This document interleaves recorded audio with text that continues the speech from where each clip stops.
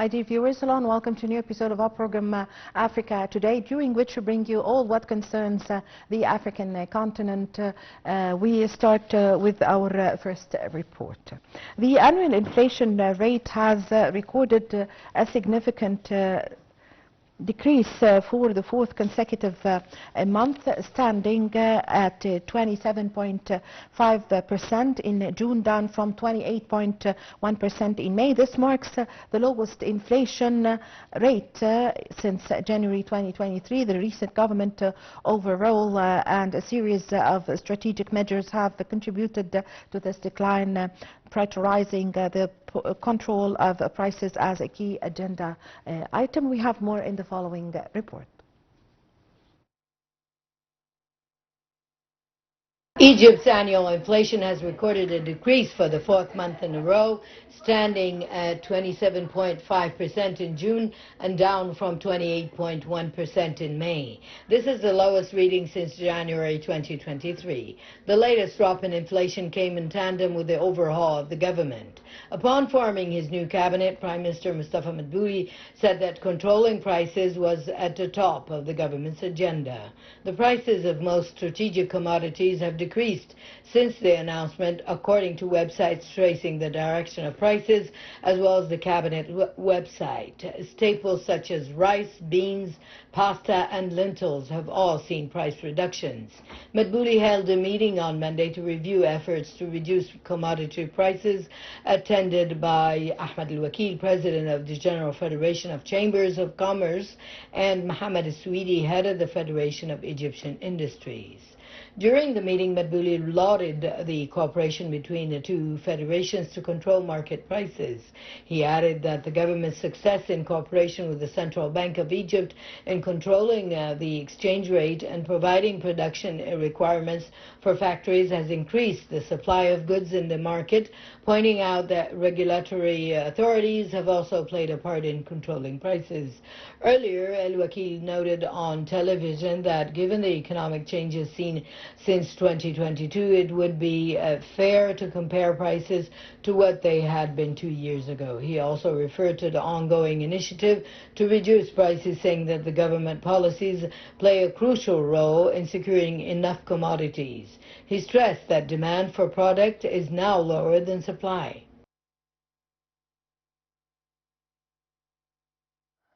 Welcome back. While to shed more light on this, we have the pleasure to have with us over the phone our dear guest, Dr. Said Al-Kholy, Professor of Economics, Cairo University. Good afternoon, sir. Good afternoon, ma'am. Well, Dr. Kholy, Egypt's annual inflation have decreased for the fourth consecutive consecutive month, I mean. So what are the specific measures or the steps that has been taken by the government in order to achieve this reduction? Of course, the new government really focused on reducing the prices of goods and services for the Egyptian people. So one of the measurements is to really control the supply chain and all different chain from the distributor to the final customer in order to cut the prices for the final customer. This measurement of controlling the prices is one step ahead in order to reduce the inflation rate. Remember, the inflation rate really reduced for the third month in a row, and I believe many measurements will take place in the future in order to reduce it more and more. Yes. So for his part, Prime Minister Mustafa Madbouly said that controlling the prices is one of the top priorities of the new government. What are the strategies that has been taken in concerning the new government? The new government have been introducing in this direction. Of course, we have the public sector play a very important role, and thank God.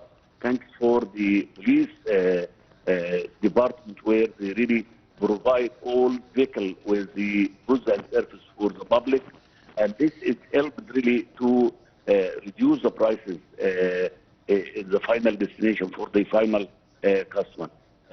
Of course, the effort of the government and the private sector working together in order to put hand on hand to reduce the prices and reduce it to the level where it's reduced now by about 30% for the final customer.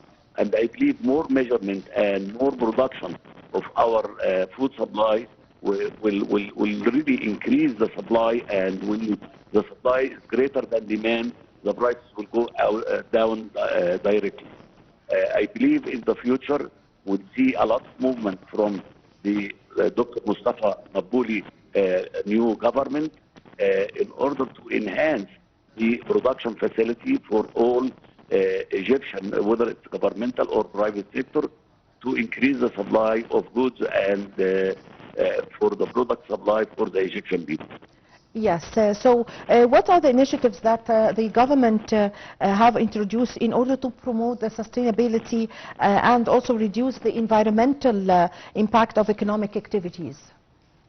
Of course, with the new policy for the government, which started 5 years ago, was to go green in order to protect the environment. And now we have a lot of green energy from the solar system and wind energy and green nitrogen energy.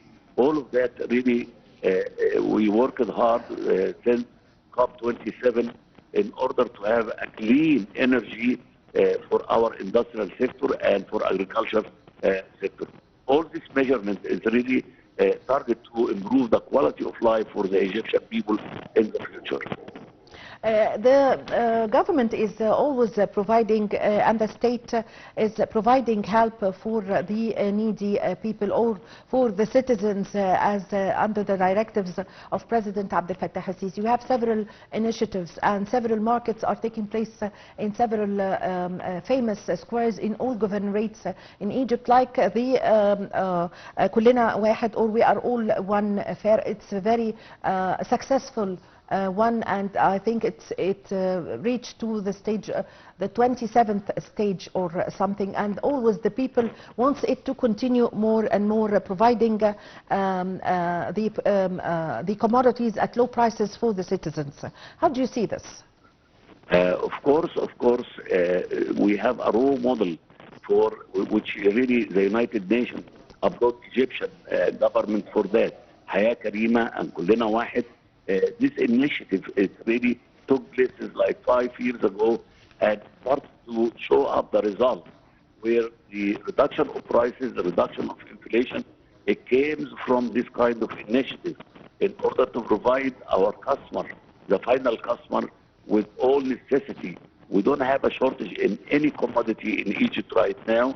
We have all the basic needs available in whether in the branches of Kholy Wahed with Haya Karima, and all of that really encourage the customer in order to get all their supply at a lower price.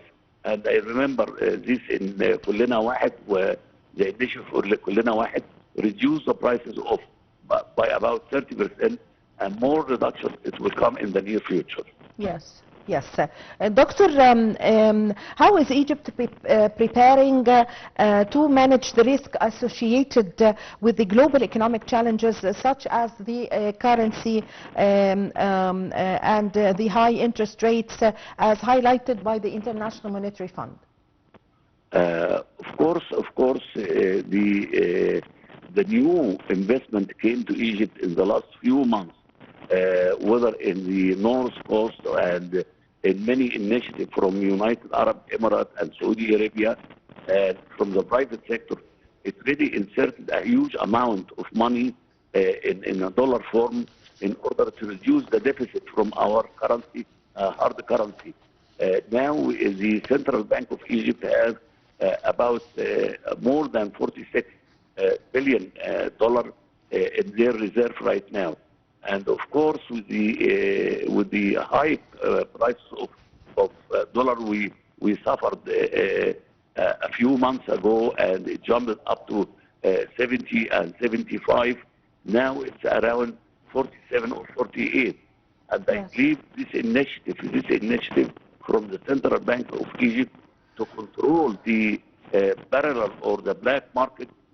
Now it doesn't exist, the black market anymore in Egypt. With the role of IMF, the International Monetary Fund, and the World Bank, it helped Egypt, and with the new vision, Egypt Vision 2030, we worked in order to fix our economical sector, and the new government, which would change the economical team by a new economical team, we have to give them a chance for at least 100 days in order to show them, to show us their strategy for reducing the exchange rate in order to really enhance our economical system. Yes, so looking ahead in the coming future, what are the key economic reforms initiatives, for example, that the government plans to implement in order to ensure a long-term economic stability and also an economic growth? Of course, the target of the new government right now is to focus in industrial sector and in agricultural sector. What we need right now is more factories than compound or malls and so on. So the focus right now, whether it's a public sector or private sector, is to invest in industry. Industry is really, when you focus on industry, you reduce the unemployment rate. You can really use the small and medium enterprise to export our product abroad, and this will increase the supply of hard currency. And of course, we have the materials, we have the raw materials, we have the workforce, the cheap workforce, we have the location, we have all different kind of factors which affect industrial sector. But what we need is technology, and that is the focus right now. It should be on attracting technology and foreign direct investment and joint project with China, with Russia, with European countries, in order to increase more industrial sector in Egypt. And this will enable us to be able to produce more than we consume. And if this happens in the near future, Egypt's economical position, it will be in a different base in the near future. The last few years, we focus on real estate economy. Now we should really focus on agriculture economy and industrial economy, and we have to add value for our raw materials in order to be able to export it as a component part or a finished product, and this will enable us to increase our economical sector. Yes, so Dr. Kholy, the International Monetary Fund have revised the projections of Egypt's GDP growth. How is the government addressing these revised expectations, and also what are the plans in place to stimulate the economic recovery? Of course, we have all different, as I mentioned before, we have all different elements. But we need what we need. If you recall, President Sisi, a couple of years ago, he said we should focus on fourth industrial revolution, and now we have fifth industrial revolution. So if we really focus in artificial intelligence, Internet of Things, and all of this kind of new technology and attract it to the Egyptian sector, the International Monetary Fund will be able to fund this industry in small and intermediate industry. That is what I call it as a feeding industry.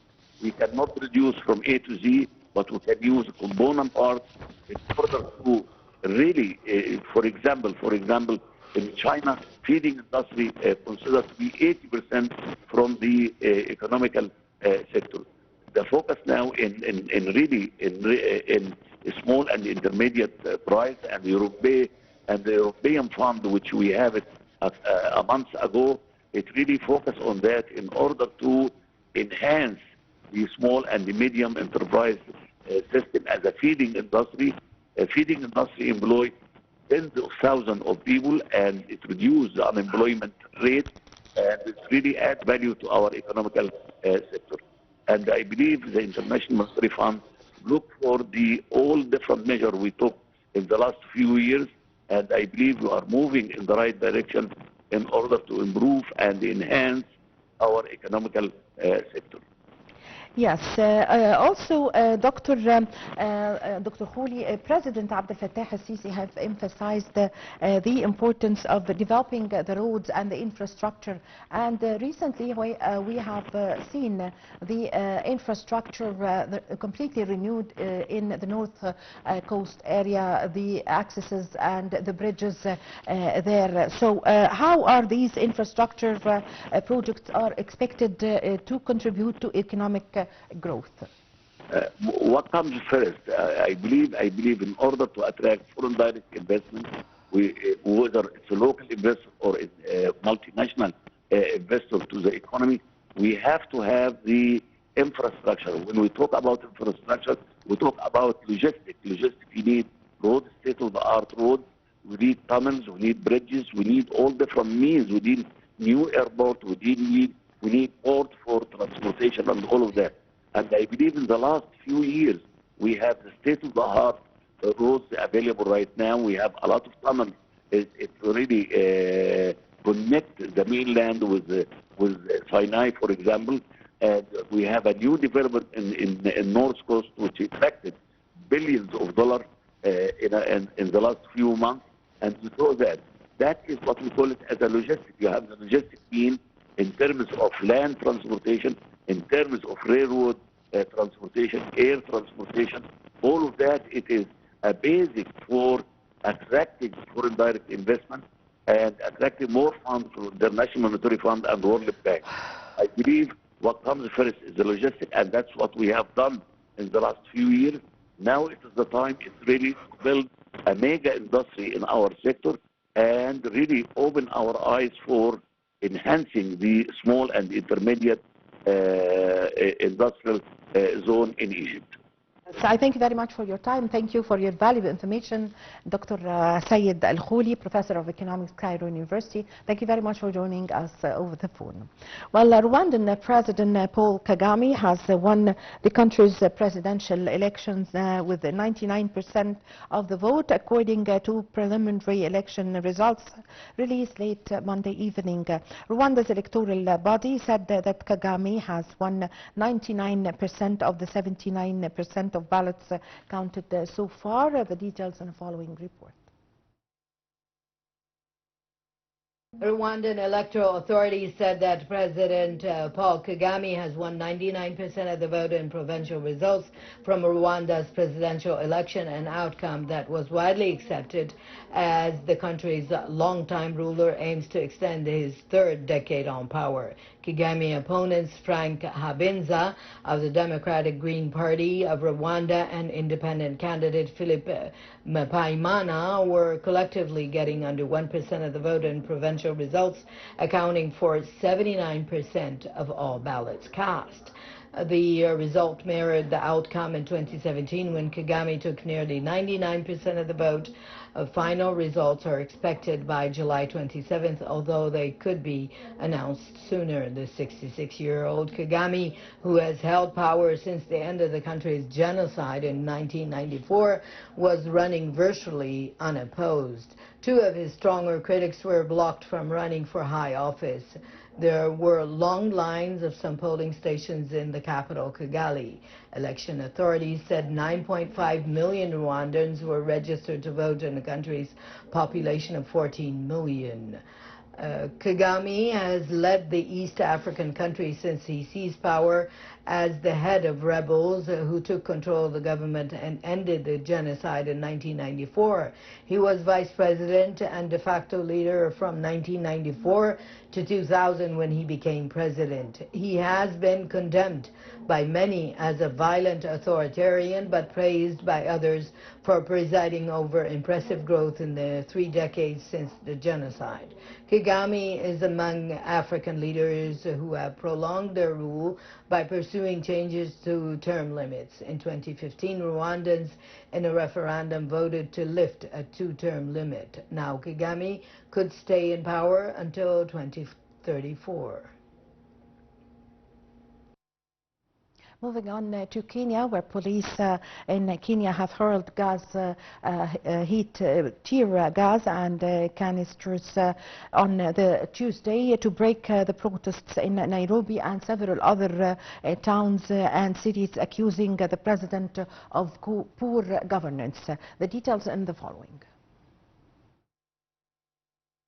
Police were out in force in the center of Kenya's capital on Tuesday after calls for more demonstrations against the embattled government of President William Ruto. Activists led by young Gen Z Kenyans launched peaceful rallies a month ago against deeply unpopular tax hikes, but they descended into deadly violence last month, prompting Ruto to drop the planned increases. Although street protests have eased since dozens of people were killed and Parliament stormed in late June, activists are still demanding the president's resignation, with new rallies called for Tuesday using the hashtag Ruto must go. There was a heavy police presence in Nairobi's central business district, the epicenter of previous protest action, while youth armed with clubs stood guard outside their businesses. Some of the previous rallies witnessed scenes of violence with widespread looting and property damage, with activists claiming their peaceful action was hijacked by goons. Rights groups say 39 people have lost their lives since the start of the rallies on June 18th, with police accused of using excessive force against the protesters. Ruto has sought to placate the demonstrators with a series of measures, including dropping the tax hikes, sacking almost his entire cabinet, and pledging to cut government spending. But the protest movement has spiraled into a broader campaign against Ruto and his administration, as well as calling for action against corruption and justice for victims of alleged police brutality.